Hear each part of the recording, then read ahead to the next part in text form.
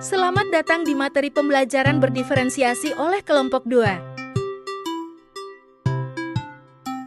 Apa itu pembelajaran berdiferensiasi?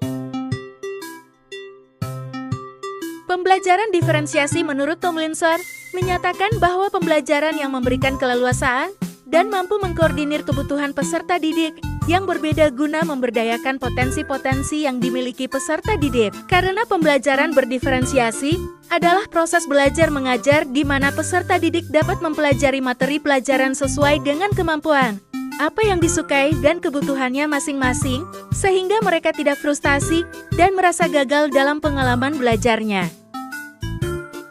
Ciri pembelajaran berdiferensiasi bersifat proaktif, menekankan kualitas daripada kuantitas, berakar pada asesmen, menyediakan berbagai pendekatan dalam konten, proses pembelajaran, produk yang dihasilkan, dan juga lingkungan belajar.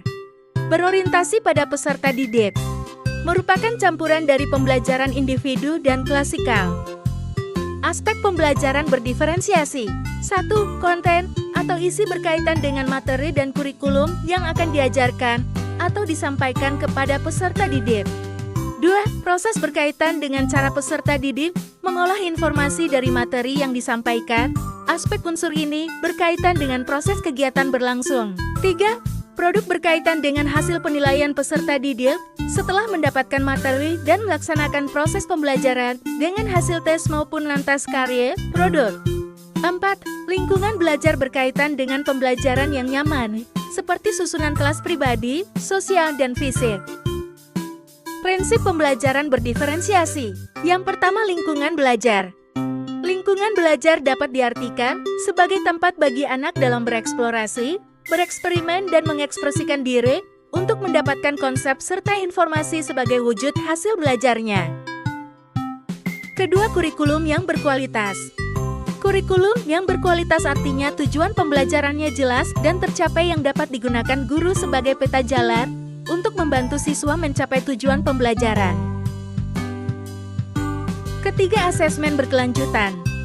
Dalam pembelajaran berdiferensiasi diperlukan asesmen yang berkelanjutan dari awal. Asesmen awal dilakukan di awal sebelum mulai membahas materi pelajaran.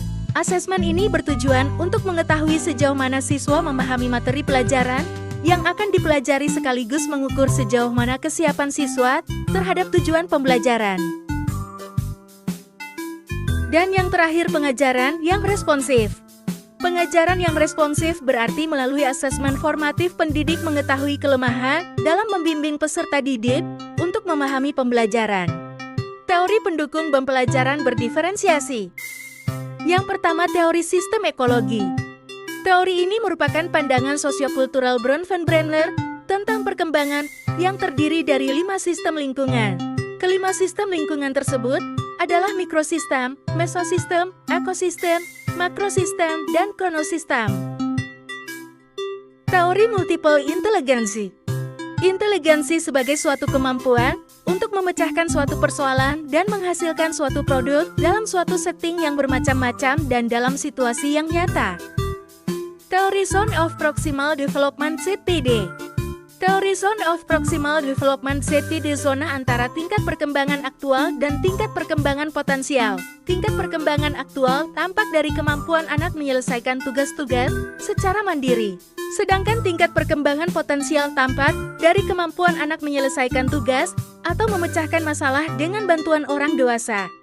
Implementasi pembelajaran berdiferensiasi. Misalnya ada seorang guru yang akan mengajarkan materi sistem organ manusia. Sebelum pembelajaran, guru tersebut melihat data-data murid yang telah ia dapatkan melalui pengamatan atau asesmen formatif di kelas. Beliau mengamati kesiapan belajar, minat siswa. Setelah itu beliau menganalisis lalu membuat sumber belajar yang berbeda sesuai kebutuhan muridnya. Thank you for watching. Bye-bye.